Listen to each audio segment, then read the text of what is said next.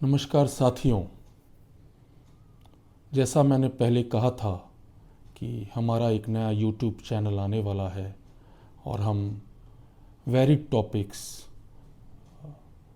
देश विदेश की, नारी शक्ति की, अंडर प्रिविलेज्ड की, व्यापारी वर्ग की, हर विषयों पर हम टच करेंगे और उसी को आगे बढ़ाते हुए आज मैं अपना पहला वीडियो रिलीज़ कर रहा हूँ जिसका शीर्षक है एक बेहतर समाज की ज़रूरत क्यों। इस चर्चा को चालू करने से पहले मैं सरदार पटेल, जो आज़ाद हिंदुस्तान के पहले होम मिनिस्टर रहे, इस हिंदुस्तान को एकत्रीकरण करने में उनकी एक बहुत बड़ी भूमिका रही। उन्होंने भारत के संसद में कहा था, blaming others is the easiest thing to do, working hard to make the difference is the toughest thing to do. The lazy ones normally choose the first option, but I don't. दूसरों पर दोष मढ़ना सबसे आसान काम होता है। बदलाव लाने के लिए कठिन परिश्रम करना सबसे डिफ़िकल्ट काम होता है। जो आलसी लोग होते हैं वो पहला विकल्प चुनते हैं, परंतु मैं नहीं। साथियों, हम जिस शहर में रहते हैं जमशेदपुर, इसका लगभग 125 साल का इतिहास है और यहाँ के 90% बासिंदे दूसरे प्रदेश से आए हैं, अपने रोज़गार के लिए आए थे, अपने रोज़मर्रा के जीवन को जीने के लिए, कमाने के लिए आए थे।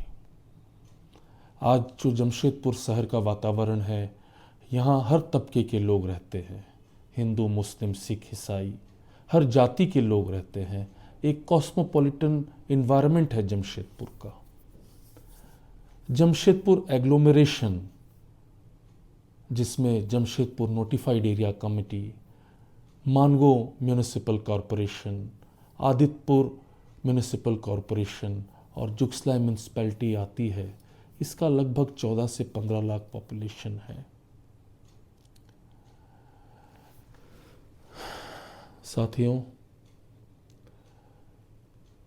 जमशेदपुर एक प्रगतिशील शहर होने के साथ साथ कभी कभी ऐसा लगता है कि ये एक ठहर सा गया है, एक थम सा गया है। चूँकि जमशेदपुर केवल टाटा ग्रुप की कंपनियों पर ही डिपेंडेंट है। यहाँ टाटा स्टील है, टाटा मोटर्स है और इनकी बदौलत ही मैक्सिमम शहर की इकोनॉमी चल रही है। यहाँ जो पेरेंट्स हैं, इनके बच्चे 12 तक पढ़ते हैं, फिर बाहर चले जाते हैं। बाहर चले जाने के बाद वे अपनी उच्च शिक्षा वहीं से प्राप्त करते हैं और बाहर ही कहीं पर जॉब में लग जाते हैं। फिर उनके माता पिता भी वहीं चले जाते हैं। तो यहाँ एक रिसाइकिल भी मैं देखता हूँ कि होते रहता है।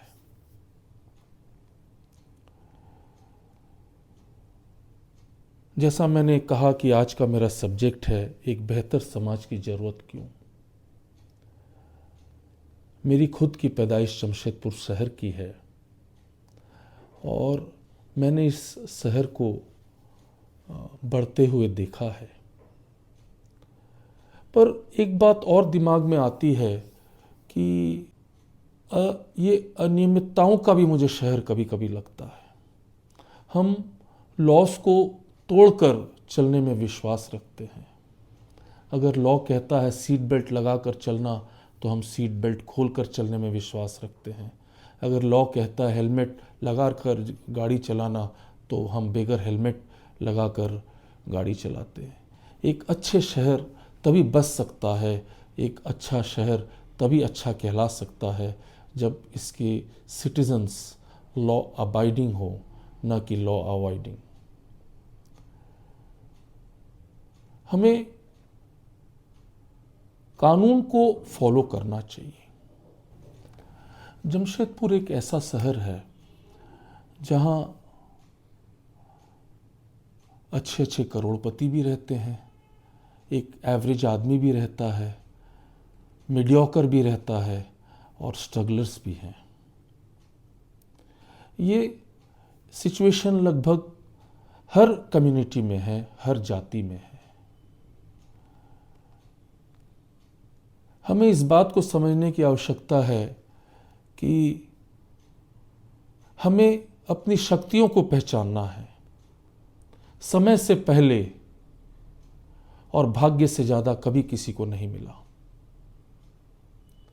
हम हमेशा अपने ऊंचे वाले को देखते हैं कि फलाना मर्सिडीज में घूमता है, फलाना 10 तल्ला मकान में रहता है, फलाना 20,000 स्क्वायर फीट के बंगलों में रहता है। पर क्या वो खुश है? इस बात को समझने की आवश्यकता है। खुशी आपके अंदर है, आपको इसे ढूंढनी है। दूसरों की बराबरी करके कभी खुशी नहीं पाई जा सकती है। आपको अपनी शक्ति को पहचानना है। आप देखे होंगे कि आप दो सगा भाई है, एक का बच्चा पढ़ने में बहुत तेज होता है, एक का बच्चा पढ़ने में एवरेज रहता है। हर कोई अपना भाग्य लेकर आया है।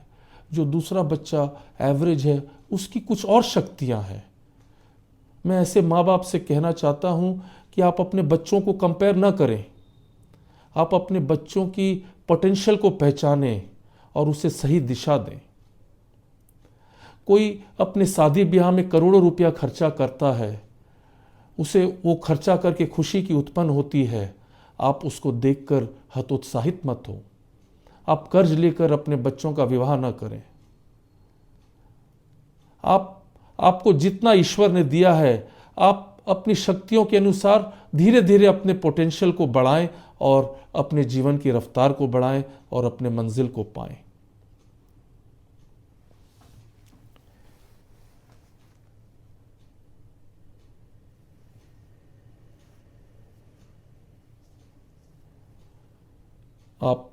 हम समाज में जो रहते हैं, यहाँ भिन्न भिन्न प्रकार की बातें हमेशा आती रहती होंगी।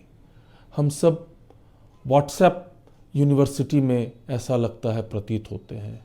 जो भी बातें हमारे सामने लाई जाती है, जो भी अफवाहें आती हैं, हम उसे तुरंत सत्य मान लेते हैं और उसे और बगैर चिंता किए, बगैर विचार किए हम उसको और तेज गति से प्रचार करते हैं।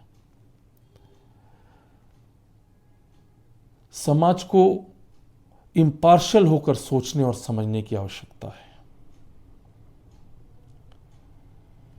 हमें कोई भी सब्जेक्ट हो, कोई भी बातें हमारे सामने लाई जाए, हमें उस पर विचार करना चाहिए। एक समाज तभी आगे बढ़ सकता है, प्रगति कर सकता है, जब उसमें कुछ नैतिकता हो। केवल पैसे के भरोसे हम अपने परिवार को, नेक्स्ट जनरेशन को हम आगे नहीं बढ़ा सकते। हमें सोचने समझने की शक्ति होनी चाहिए। क्या सही क्या गलत, ये विचारने की कला होनी चाहिए। मैं मानता हूं कि हम जिस युग में जीते हैं, इसमें चतुर होना जरूर है। गले का हार भी 24 कैरेट सोने से नहीं बनता, इसमें मिलावट की आवश्यकता होती है। पर मिलावट उतनी होनी चाहिए जितनी आटे में नमक और दूध में चीनी मार्फत। हम जिस समाज में रहते हैं, हम हर किसी को खुश नहीं रख सकते। राजतंत्र से हम प्रजातंत्र में आए हैं। आपने देखा होगा कि आप अच्छा कार्य भी करेंगे तो भी लोग विरोध करते हैं। अच्छा क्यों कर रहा है? क्यों भला कर रहा है? प्रजातंत्र की यही खूबसूरती है। और मैं निजी तौर पर यही मानता हूं कि अगर मैंने 100 में 51 लोगों को सेटिस्फाई किया है तो मेरी समाज में एक्सेप्टेबिलिटी है। अगर आपने 100 में 51 लोगों को सेटिस्फाई किया है तो आपकी बातें समाज में एक्सेप्टेबल है। आप हर किसी को नहीं सेटिस्फाई कर सकते। आप कर भी नहीं पाएंगे। भगवान राम, मर्यादा पुरुषोत्तम राम, अगर वे भी आज समाज में आ जाएं तो वे सारे लोगों को सेटिस्फाई नहीं कर पाएंगे। उनको भी समाज के कहने पर माता सीता से अग्नि परीक्षा दिलवानी पड़ी थी। पंचतंत्र की एक कहानी है। एक ब्राह्मण एक बछड़ा लेकर जा रहा था।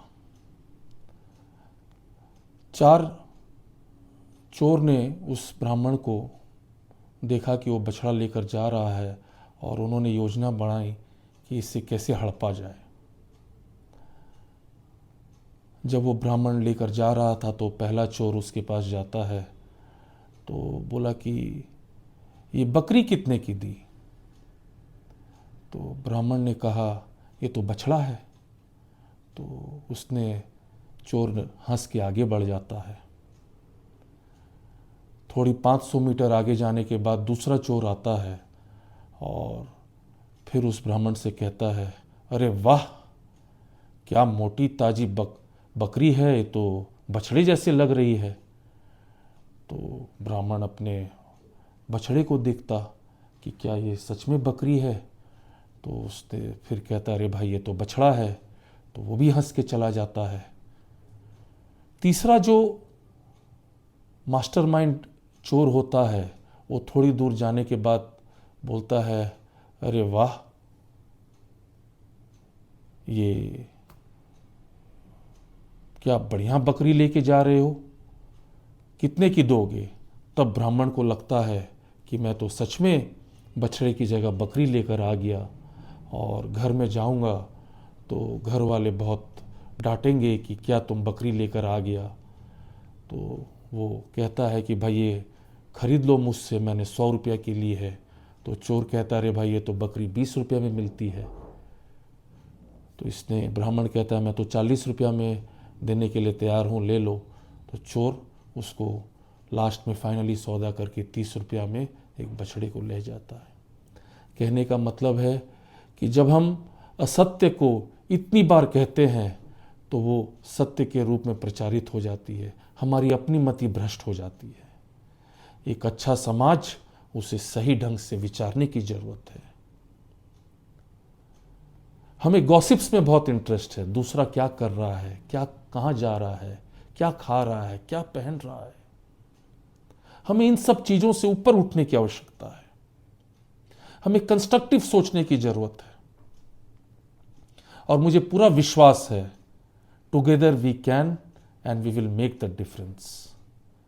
अंत में मैं कहूंगा गीता का एक श्लोक, यदा यदा हि धर्मस्य ग्लानिर्भवति भारत अभ्युत्थानम अधर्मस्य तदात्मानं सृजाम्यहम् परित्राणाय साधूनां विनाशाय च दुष्कृतां धर्म संस्थापनार्थाय संभवामि युगे युगे, संभवामि युगे युगे।